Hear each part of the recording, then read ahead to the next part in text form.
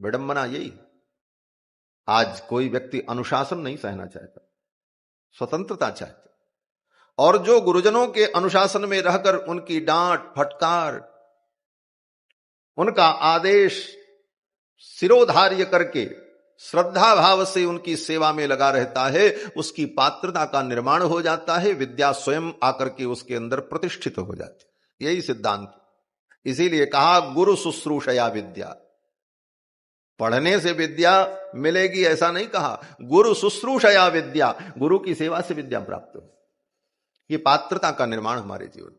भगवान श्री रघुनंदन ने गुरुकुल में जाकर के गुरु जी की सेवा की। महाराज चक्रवर्ती सम्राट के पुत्र हैं, किसी चीज की कमी नहीं, लेकिन गुरुकुल में जाकर गुरु जी की गाय चराते हैं। गुरुदेव वशिष्ठ की नंदिनी गाय को चराया, उसका गोबर उठाया महाराज। गौशाला में झाड़ू लगाते, समिधा बीन करके ले आते, भिक्षा मांग करके ला करके गुरुदेव के चरणों में रख देते। राम जी ने भिक्षा मांगी, चक्रवर्ती सम्राट के पुत्र होकर भिक्षा मांग करके ला करके गुरु जी को निवेदन करते। आज किसी विद्यार्थी से कहो कि तुम पढ़ने आए हो, गोबर उठाओ, तो कहेगा महाराज हम गोबर उठाने आए हैं? गोबर ही उठाना था तो अपने घर गोबर उठाएंगे कि यहां उठाएंगे? बोले ऐसा सोचने वाले की बुद्धि में गोबर ही भरा हुआ है, उसकी बुद्धि में विद्या नहीं आएगी। भगवान श्री राम ने गुरुकुल में रहकर गुरु जी की सेवा की, गोबर उठाया, झाड़ू लगाया, समिधा बीना, भिक्षा मांग करके ला करके गुरु जी के चरणों में देते, समर्पण कर। इसीलिए आज भी नियम है, ब्रह्मचारी भिक्षा मांग करके लाता है और गुरु जी को समर्पित करता है। राम जी ने कभी ये नहीं कहा कि हम राजा के बेटे हैं, हम भीख मांगने जाएं। ज्यादा जरूरत हो तो कहो हम अपने पिताजी से कहते हैं 2-4 लाख स्वर्ण मुद्रा दे देंगे हमारे पिताजी, और दे सकते थे दशरथ जी महाराज, लेकिन नियम है। राम जी को भी भिक्षा मांगनी पड़ी और भिक्षा मांग करके गुरु जी को ला करके समर्पित करते, और तब अध्ययन किया। अध्ययन क्या किया? गुरु जी की कृपा हो गई, सारी विद्या आ गई। ब्रह्मचारी भिक्षा मांग करके जब पढ़ता है तो उसकी विद्या लोक कल्याण के लिए हो। क्यों? बोले जब भिक्षा मांग करके पढ़ता है तो उसके मन में यह भावना होती कि समाज की दी हुई रोटी खा करके हमने ज्ञान प्राप्त किया है, इसलिए मेरा ज्ञान समाज के कल्याण के लिए हो। तब यह भावना पैदा होती। और पैसा देकर के नौकर से पढ़ी गई विद्या क्या करती है? बोले पैसा देकर के जब नौकर से विद्या पढ़ी जाती है, गुरु और नौकर में अंतर होता है। जो नौकरी करता है, पैसा लेकर के विद्या का दान करता है, वो तो नौकर है, और नौकर से पढ़ी गई विद्या अधिकतम व्यक्ति को नौकरी करा सकती है, इससे ज्यादा कुछ नहीं करा सकती। बड़ी से बड़ी पढ़ाई पढ़ने के बाद भी मन में यही भावना होती है हमको कोई नौकरी मिले, और नौकरी नहीं मिली तो व्यक्ति कहता हमारा सब पढ़ना ही बेकार हो गया। बोले पढ़ाई नौकरी के लिए नहीं होती, पढ़ाई तो अज्ञान की निवृत्ति के लिए। विद्या की प्राप्ति इसलिए कि हमारे जीवन से अज्ञान निवृत्त हो। तो नौकर से पढ़ी गई विद्या नौकरी तक व्यक्ति को सीमित कर देती है, और भिक्षा मांग करके समाज की रोटी खा करके जब गुरु के चरणों में बैठ करके गुरु से विद्या पढ़ी जाती है तो वो विद्या व्यक्ति को जगत गुरु बना देती है। कृष्णम वंदे जगत गुरु। भगवान श्री राम ने गुरु जी की सेवा करके भिक्षा मांग करके अध्ययन किया। तो श्री राम कौन है? बोले जगत गुरुम च शाश्वतम तुरीयमेव केवल। तो विद्या प्राप्त करने की यही विधि है कि गुरु के चरणों में रहकर उनकी शुश्रूषा करते हुए, उनकी आज्ञा का पालन करते हुए, उनके अनुशासन में रहकर हम पात्रता का निर्माण कर लें, फिर तो गुरु का संकल्प ही शिष्य के हृदय में विद्या का समुद्भव कर देता है, विद्या को प्रकट कर देता है। पढ़ना नहीं। इसीलिए अल्पकाल विद्या सब आई, अल्पकाल में ही सारी विद्याएं आ गई। हमारे पूज्य स्वामी जी महाराज वर्णन किया करते कि गुरुकुल में राम जी जब पढ़ने गए तो सभी विद्यार्थियों ने जब सुना कि चक्रवर्ती सम्राट के पुत्र श्री रघुनंदन गुरुकुल आ रहे हैं, कल उनका आगमन होगा, गुरुकुल प्रवेश होगा, सभी विद्यार्थियों ने, बच्चों ने, ब्रह्मचारियों ने पूरे गुरुकुल को सुंदर सजाया। राम जी आ रहे हैं, सुंदर बंधन वार लगाए गए, रंगोलियां बनाई गई। सभी ब्रह्मचारी विद्यार्थी बड़े उत्साहित, राम जी आएंगे, हम उनसे दोस्ती कर लेंगे, उनके साथ हम खेलेंगे, वो मेरे मित्र होंगे। उन सखाओं में ऐसे सुंदर भाव जागृत हुए। राम जी ने उन मित्रों के साथ दोस्ती की और मैत्री धर्म का निर्वाह किया, गऊ की सेवा करते। महाराज, जिस दिन राम जी ने गुरुकुल में प्रवेश किया तो गुरुकुल के द्वार पर स्वयं नंदिनी खड़ी थी, राम जी का स्वागत करने के लिए रघुनंदन आ रहे हैं। कामधेनु स्वयं वशिष्ठ जी के गुरुकुल के द्वार पर खड़ी होकर मानो भगवान श्री रघुनंदन का मंगल मनाने के लिए, उनकी इस यात्रा को मंगलमय बनाने के लिए सामने खड़ी आए हैं। चारों भाइयों ने नंदिनी को प्रणाम किया और गुरुकुल में प्रवेश किया। नंदिनी ने चारों भाइयों के मस्तक को सूंघा, मानो नंदिनी ने भगवान को आशीर्वाद दिया। और कुछ ही दिन राम जी गुरुकुल में रहे, गुरु जी की सेवा करते थे, भिक्षा मांग करके लाते। एक दिन गुरु जी ने कहा, बेटा नंदिनी को ले जाओ, चरा करके ले आओ। राम जी नंदिनी को चराने ले जाते। एक दिन गुरुदेव ने कहा, जाओ नंदिनी का प्रसाद प्राप्त करो। राम जी ने कहा, कैसे? गुरुदेव वशिष्ठ ने कहा, जाकर के नंदिनी के पयोधर के नीचे अपने हाथ को लगा दो। राम जी ने जाकर के नंदिनी के पयोधर के नीचे अपने हाथ लगाए, उसके चारों स्तनों से दुग्ध निर्झरित होने लगा। गुरुदेव वशिष्ठ ने कहा, आचमन कर लो। राम जी ने आचमन कर लिया। चारों वेद 6 शास्त्र उसी समय उनके अंदर समुद्भूत हो गया, प्रकट। कुछ पढ़ना उड़ना नहीं पड़ा। गुरु गृह गए पढ़न रघुराई, अल्पकाल विद्या सब आई। और पढ़कर समस्त ज्ञान विज्ञान प्राप्त करके सर्वे वेद विदः सूरा सर्वे लोक हिते रताः, और फिर ज्ञान संपन्न होकर चारों भाई लोक हित में, लोक कल्याण में रत हो गए। सर्वे ज्ञानोपसंपन्ना सर्वे समुदिता गुणैः, उन चारों कुमारों में सारे गुण समुदित हो गए, प्रकट हो गए। महर्षि वाल्मीकि कहते हैं, तेषामपि महातेजा राम सत्य पराक्रम। उन चारों भाइयों में राम जी सत्य पराक्रम, परम तेजस्वी। इन चारों भाइयों का परस्पर प्रेम कितना अद्भुत। महर्षि वाल्मीकि कहते हैं, लक्ष्मण जी राम जी की सेवा में लगे रहे और शत्रुघ्न जी भरत जी की सेवा। भगवान श्री राम लक्ष्मण जी से इतना स्नेह करते कि लक्ष्मण जी के बिना राम जी को कुछ अच्छा नहीं लगता। वाल्मीकि जी कहते हैं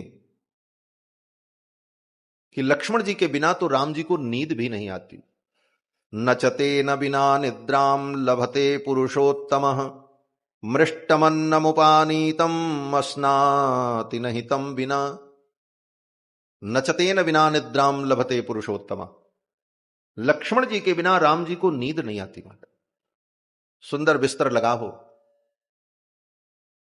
मां कौशल्या कहती, बेटा सो जाओ, बहुत रात हुई। तो राम जी करवट बदलते, कभी इधर देखते कभी उधर देखते। मैया कौशल्या पूछती, लाला नींद नहीं आ रही? तो राम जी कहते, मेरा लक्ष्मण कहां? लक्ष्मण जी आ जाएं, बगल में विराजमान हो जाएं, वो भी बगल में शयन करें, तब राम जी को नींद आती। नचते न बिना निद्राम लभते पुरुषोत्तम, लक्ष्मण जी के बिना राम जी को नींद नहीं आती। और नींद ही नहीं, सुंदर सुस्वाद व्यंजन भोजन माताएं परोस करके रख देती और कहती, लाला जीमो।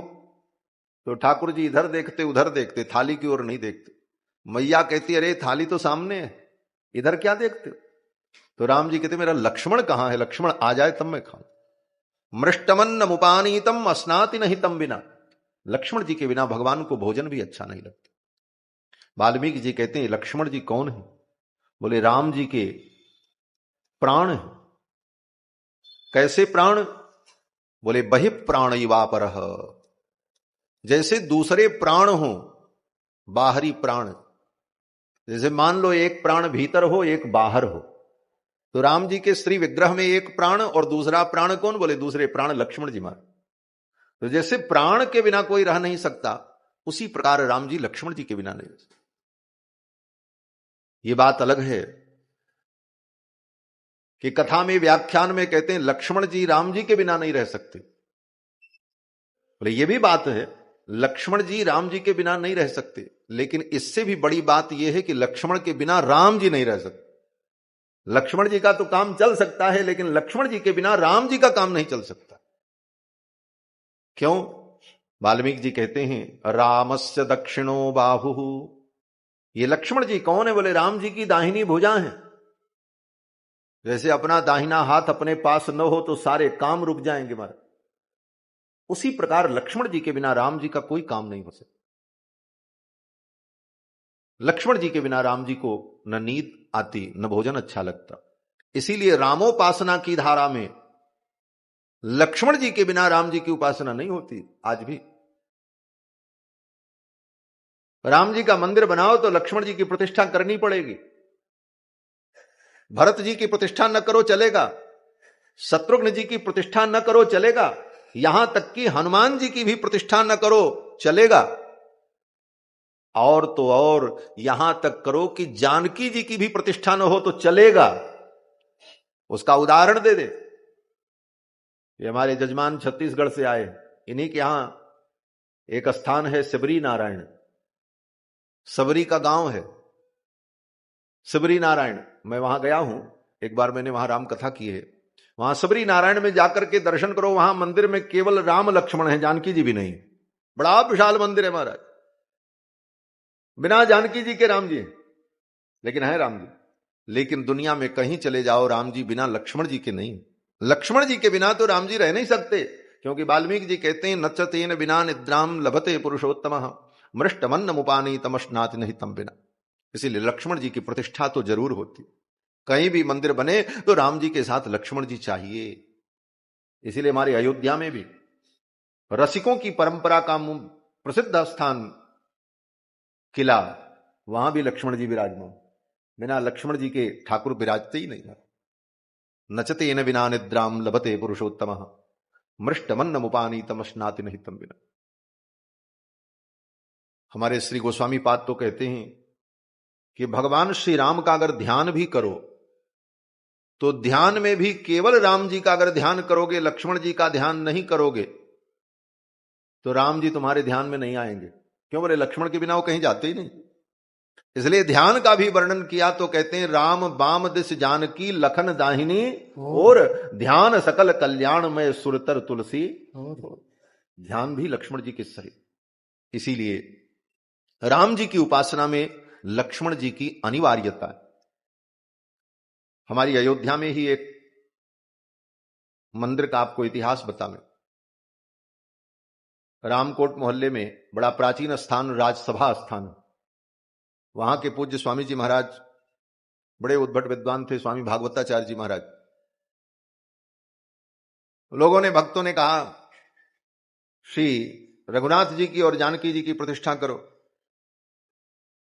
जुगल की प्रतिष्ठा करो। तो राम जी की और जानकी जी की विशाल मूर्ति बनवाई, बैठी मुद्रा में प्रतिष्ठा की, विधि पूर्वक प्रतिष्ठा हुई। विधि पूर्वक जब प्रतिष्ठा हो गई और प्रतिष्ठा उत्सव के बाद भगवान को जब भोग लगा, भोग लगा, प्रसाद बटा, सब लोग भोजन किए। स्वामी जी ने जब रात्रि में शयन किया तो भगवान ने उनको स्वप्न दिया। भगवान ने कहा मैं बहुत दुखी हूं, मंत्र के बल से प्रतिष्ठा तो तुमने मेरी कर दी, लेकिन लक्ष्मण जी के बिना न मुझे भोजन अच्छा लगेगा ना तुम्हारी सेवा अच्छी लगेगी। ये सत्य घटना। फिर तत्काल अब उतने कम समय में उतनी बड़ी मूर्ति कहां से बने? जिस साइज की वो मूर्ति थी राम जी की और जानकी जी, तो तत्काल लक्ष्मण जी की इतनी बड़ी मूर्ति बना करके और तुरंत उनकी प्रतिष्ठा की गई दोबारा। आज भी वहां राम जी इतने बड़े हैं जितने बड़ी हमारे सबकी आकृति है, और जानकी जी का विग्रह भी उतना ही बड़ा है, लेकिन लक्ष्मण जी का विग्रह इतना छोटा। आज भी लक्ष्मण जी के बिना भगवान को कुछ अच्छा नहीं लगता। नचते न बिना निद्राम लभते पुरुषोत्तम मृष्टमन्न मुपानी तमस्नाति नहीं तम बिना। भगवान श्री रघुनंदन मृगया करने के लिए भी जाते तो लक्ष्मण जी उनके पीछे पीछे जाते। राम जी मृगया करने जाते हैं, शिकार करने जाते हैं, यह क्षत्रिय का धर्म है। स्वधर्मम बहुमन्यते, राम जी अपने धर्म को ही सर्वश्रेष्ठ मानते हैं। यही राम जी का रामत्व है। भगवान श्री राम क्षत्रिय कुल में प्रकट है और क्षत्रियों का धर्म है मृगया करना, शिकार करना। इसलिए राम जी मृगया करने जाते। गोस्वामी जी ने भी वर्णन किया, बंधु सखा संग ले बुलाई, बंधु सखा संग ले बुलाई, बन मृगयालित खेल जाई, बन मृगया नित खेल जाई, बंधु सखा संग ले बुलाए, बंधु सखा संग ले बुलाए, बंधु सखा संग ले बुलाए। अपने सखाओं को, बंधुओं को लेकर मृगया करने जाते हैं। मृगया करना क्षत्रियों का धर्म है। आप कहोगे भगवान होकर शिकार करने जाते थे। शिकार में तो जीव की हत्या होती, और हत्या तो पाप है, और राम जी भगवान होकर शिकार कर रहे हैं। बोले बात तो ठीक है, साधारण दृष्टि से विचार करने पर ऐसा लगता है, लेकिन विशेष चिंतन करोगे तब समझ में आए। हत्या पाप है, किसी भी जीव को मारना पाप है। मां हिंस्यात् सर्वभूतानि, वेद कहता है किसी जीव की हिंसा मत करो। मां हिंस्यात् सर्वभूतानि, क्यों बोले हिंसा पाप है? तो किसी जीव को मारना पाप है, यह आपने कहां से समझा? विचार यहां से करना हो। किसी जीव को मारना पाप है, यह आपने कैसे समझा? यह ज्ञान आपको कहां से मिला? तो आप कहेंगे कि वेदों ने बताया, शास्त्र ने कहा। पाप क्या है यह वेद शास्त्र कहता है। हम आप नहीं निर्णय करते कि पाप क्या है, पुण्य क्या है। पाप क्या है, पुण्य क्या है, यह वेद शास्त्र निर्णय करता है, धर्मशास्त्र निर्णय करता है। तो वेद ने अगर कहा कि हिंसा पाप है, और उसी वेद में यह भी कहा गया कि अमुक स्थान पर हिंसा करना धर्म है, तो फिर अमुक स्थान पर हिंसा करना धर्म है। तो कुल मिलाकर के निष्कर्ष यही है कि धर्म अधर्म में शास्त्र प्रमाण है। अगर शास्त्र कहे कि यहां पर हिंसा करना धर्म है, तो वहां पर हिंसा ही धर्म है, और जहां पर शास्त्र कहे यहां पर हिंसा करना अधर्म है, वहां पर हिंसा करना अधर्म है। ऐसे सामान्यतया किसी जीव को कोई मारे, हिंसा करे, वो पाप। लेकिन क्षत्रिय मृगया करने जाते हैं तो क्षत्रियों के लिए वो मृगया धर्म है, वो उनके लिए धर्म कहा गया शास्त्र में। और मृगया के अनेक प्रयोजन हैं। क्यों मृगया की जाती? क्षत्रियों के लिए यह धर्म है कि वो वन में जाकर के उन पशुओं का शिकार करें जो पशु जंगल में अन्य पशुओं के लिए घातक बन गए हो। कोई हाथी पागल हो गया, अब उसके कारण पूरा वन उजड़ जाएगा, बोले ऐसे हाथी का शिकार करके उसे समाप्त कर। कोई सिंह नगर के क्षेत्र में आकर, गांव के क्षेत्र में आकर के लोगों को मार रहा है, हिंसा कर रहा है, तो ऐसे सिंह का शिकार करके प्रजा की रक्षा करे, ये राजा का धर्म है। इन सब कारणों से राजा शिकार करने जाया करते थे। हिरण को क्यों शिकार करते? कहते हैं हिरण के नाभि में कस्तूरी होती, और जब उसको कस्तूरी पक जाती है तो कस्तूरी के गंध के कारण वो मृग बेचैन हो जाता है, उसे कुछ अच्छा नहीं लगता, वो बन बन भटकने लगता है, दौड़ने लगता है, अपने समूह से छूट जाता है, अकेला हो जाता है, और उस कस्तूरी की गंध के कारण व्याकुल होकर के, भूख प्यास से त्रस्त होकर स्वयं वो मर जाता है। अगर वो स्वयं अपनी मृत्यु से मर जाए तो उसके नाभि के अंदर जो दिव्य और बहुमूल्य कस्तूरी है, वो कस्तूरी नष्ट हो जाती है। इसलिए राजा का धर्म है कि वो मृग अपनी मृत्यु से मरे, उसके पहले राजा उसका शिकार कर ले, उसकी पहचान करके उसका शिकार कर ले, और उस मृग को लेकर के आवे और उसकी कस्तूरी को निकाल करके देवताओं के पूजन में, औषधि में उपयोग करे। उसके मृग चर्म को निकाल करके ऋषि मुनि महात्माओं को दे दे, महात्मा लोग उस पर बैठ करके भजन करें, उस जीवात्मा का भी कल्याण हो। मृग का मांस क्या करे? बोले राजा के दरबार में जो शिकारी कुत्ते, शेर, व्याघ्र पाले जाते हैं, उन पशुओं को घास तो खिलाया नहीं जाएगा, तो उस मांस को ला करके उन्हें खिला दिया जाए, उन मांसाहारी जीवों को उनकी क्षुधा निवृत्ति हो जाए। इस प्रकार अनेकानेक कारणों से मृगया करना क्षत्रियों का परम धर्म कहा गया। इसलिए राम जी भी मृगया करने जाते। पावन मृग मारहि जिय जानी, दिन प्रति नृपहि दिखावहि हानि। और जे मृग राम बान के मारे। राम जी जिन मृगों का शिकार करते, राम जी के बाण से मरने वाले वे मृग मुक्त हो जाते, उन्हें मुक्ति की प्राप्ति हो जाती। भगवान श्री राम जब मृगया करने जाते, यदा हि हयमारूढ़ो मृगयाम याति राघवः अथैनम पृष्ठतोभ्येति साधनु परिपालयन। राम जी जब मृगया करने के लिए जाते तो लक्ष्मण जी भी उनके पीछे पीछे घोड़े पर बैठ करके जाते। किस लिए? बोले शिकार करने के लिए। बोले लक्ष्मण जी शिकार करने के लिए नहीं जाते, राम जी तो अपने क्षत्रिय धर्म का पालन करते हुए मृगया करने जाते। लेकिन लक्ष्मण जी, बोले लक्ष्मण जी अपने धर्म का पालन करते हुए राम जी के पीछे पीछे जाते। लक्ष्मण जी का धर्म क्या है? बोले लक्ष्मण जी का धर्म विशेष धर्म है। राम जी का धर्म सामान्य धर्म है और लक्ष्मण जी का धर्म विशेष धर्म है। राम जी का सामान्य धर्म क्या है? बोले सामान्यतया ब्राह्मण क्षत्रिय वैश्य शूद्र 4 वर्ण और 4 आश्रम के जो धर्म है वो सामान्य धर्म।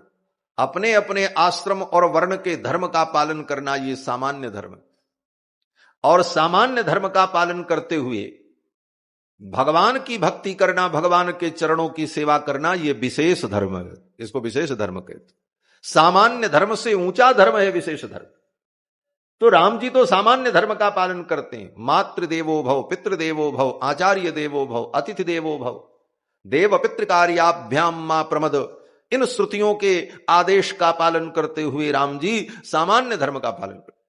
और लक्ष्मण जी, बोले लक्ष्मण जी भी इन सामान्य धर्मों का पालन करते हुए विशेष धर्म का पालन करते हैं। और विशेष धर्म क्या है? बोले राम जी के चरणों की भक्ति, राम जी की सेवा, ये विशेष धर्म। तो लक्ष्मण जी राम जी के पीछे पीछे जाते हैं किस लिए? बोले विशेष धर्म का पालन करने, राम जी की सेवा के लिए। यदा हि हयमारूढ़ो मृगयाम याति राघवः अथैनम पृष्ठतोभ्येति सधनु परिपालयन। धनुष बाण लेकर के जाते हैं लक्ष्मण जी, लेकिन शिकार नहीं करते। धनुष पर बाण चढ़ा करके लक्ष्मण जी राम जी के पीछे पीछे घोड़े पर दौड़ रहे हैं और उनकी दृष्टि राम जी के ऊपर है। कहीं से कोई हिंसक जीव, कोई व्याघ्र, कोई सिंह मेरे रघुनाथ जी के ऊपर आक्रमण न कर दे, इनकी सुरक्षा होनी चाहिए। राम जी की सुरक्षा में धनुष बाण लेकर के लक्ष्मण जी सेवा में जाते। ये लक्ष्मण जी का विशेष धर्म। महर्षि वाल्मीकि ने चारों भाइयों के परस्पर प्रेम का वर्णन किया और फिर कहते हैं कि इन चारों भाइयों के गुण को देखकर, इनकी योग्यता को देखकर, इनकी विशेषताओं को देखकर दशरथ जी को बड़ी चिंता हो गई। तो हां, बोले किस बात की चिंता? बोले दशरथ जी को चिंता हो गई, मेरे बेटे इतने सुंदर हैं, इतने योग्य हैं, इतने गुणी हैं, इनके गुण, योग्यता और सुंदरता के अनुकूल अगर इनको पत्नी प्राप्त नहीं हुई तो इनका गृहस्थ जीवन सुखमय नहीं होगा। और इनके गुण के अनुकूल, इनकी सुंदरता के अनुकूल इनको पत्नी कहां मिलेगी? ये सोचकर दशरथ जी को चिंता हो गई, मेरे बेटों का ब्याह कैसे होगा? वाल्मीकि जी कहते हैं कि अथ राजा दशरथस्तेषां दार क्रियां प्रति चिंतयामास धर्मात्मा सोपाध्याय बांधवः। दशरथ जी महाराज को इस बात की चिंता हो गई कि मेरे बेटों का विवाह कैसे होगा। राम जी इतने सुंदर और इनकी सुंदरता के अनुकूल बहू कहां मिलेगी? इतनी सुंदर कन्या कहां मिलेगी? और अगर इनके समकक्ष, इनकी योग्यता के अनुकूल कन्या प्राप्त नहीं हुई तो गृहस्थ जीवन इनका आनंदमय नहीं हो। यह सोचकर दशरथ जी को चिंता। कहते हैं देखो, बेटी के बाप को चिंता हो कि मेरी बेटी का विवाह कैसे होगा, यह तो सोचने वाली बात है। हर बेटी के बाप को चिंता होती है मेरे बेटी का ब्याह कैसे हो। कन्या के पिता को चिंता हो तो यह तो स्वाभाविक है, क्योंकि कन्या शब्द का यही अर्थ है। निरुक्त में कन्या शब्द का अर्थ करते हैं तो कहते हैं कस्मै दीयते इति कन्या। जिसके जन्म लेते ही पिता के मन में यह भाव आवे, ये किसको दी जाएगी, कहां मैं इसका ब्याह करूंगा, यह विचार उसी समय पैदा हो जाता, इसलिए उसका नाम कन्या। तो कन्या के पिता को चिंता हो कि मेरी बेटी का विवाह कैसे होगा, यह बात तो समझ में आती, लेकिन बेटे के बाप को विवाह की चिंता, वो भी जिसके बेटे इतने सुंदर, इतने योग्य, जिसको 100 बार गर्ज होगी वो आएगा ब्याह करने के लिए। लेकिन दशरथ जी को चिंता हो गई। अथ राजा दशरथस्तेषां दार क्रियां प्रति चिंतयामास धर्मात्मा सोपाध्याय बांधवः। और केवल दशरथ जी को ही चिंता नहीं, दशरथ जी ने अपनी चिंता को सबके बीच में सुना दिया। महाराज पहले तो मन में ही चिंता थी, लेकिन अंत में दशरथ जी ने अपने दरबार में मंत्रियों को बैठा करके कहा, भाई विचार करो, मेरे बेटे बड़े हो गए, अब इनका ब्याह होना चाहिए। अभी तक कोई कन्या पक्ष का व्यक्ति प्रस्ताव लेकर के नहीं आया, कब तक हम प्रतीक्षा करें, कुछ करना चाहिए। ये सारी चर्चा शुरू हो गई महाराज। तेषाम दार क्रियाम प्रति चिंतयामास धर्मात्मा सोपाध्याय बांधवः। अपने उपाध्यायों के बीच में, गुरुजनों के बीच में, मंत्रियों के बीच में, सभा के मध्य में दशरथ जी महाराज ने इस विषय को रखा कि आप लोग भी विचार करो, मेरे पुत्रों का विवाह कैसे, अभी तक कोई संबंध नहीं आया, अब हमें ही कुछ करना चाहिए, इतनी चिंता हो। इधर दशरथ जी महाराज को चिंता हुई, और उसी समय उधर बक्सर में बाबा विश्वामित्र जी यज्ञ करते, उनका यज्ञ पूर्ण नहीं होता, यज्ञ में असुर विघ्न करते। विश्वामित्र जी परेशान हो गए। अंत में विश्वामित्र जी ने सोचा मैं अयोध्या चलूं और अयोध्या चल करके रघुनाथ जी को लेकर के आऊं, उनके द्वारा असुरों का संहार हो और लोक का मंगल हो और हमारा यज्ञ पूर्ण हो। भगवान श्री रघुनाथ जी के बिना इन असुरों का संहार नहीं होगा, इसलिए मुझे अयोध्या चलना चाहिए। गाधि तनय मन चिंता व्यापी, हरि बिनु मरहि न निश्चर पापी। विश्वामित्र जी को चिंता हो गई कि रघुनाथ जी के बिना ये पापी नहीं मरेंगे, राम जी ही इनका संहार करेंगे और मुझे ही इसका उपक्रम करना चाहिए। और विश्वामित्र जी चल पड़े। देखो, समाज में दुष्टों के द्वारा जो आतंक फैलाया जाता है, लोगों को दुख दिया जाता है, उस समस्या को दूर करने के लिए जब कभी भी समाज में कोई आगे आता है तो कौन आता है? बोले कोई संत ही आगे आते। मारीच और सुबाहु का आतंक आज से नहीं था, बहुत पहले से था, लेकिन मारीच सुबाहु के आतंक को समाप्त करने के लिए किसी राजा ने पहल नहीं की। न जनक जी ने कोई पहल किया, न दशरथ जी ने पहल किया। पहल किसने की? बोले एक संत ने किया। विश्वामित्र जी को चिंता हुई महाराज। गाधि तनय मन चिंता व्यापी, हरि बिनु मरहि न निश्चर पापी।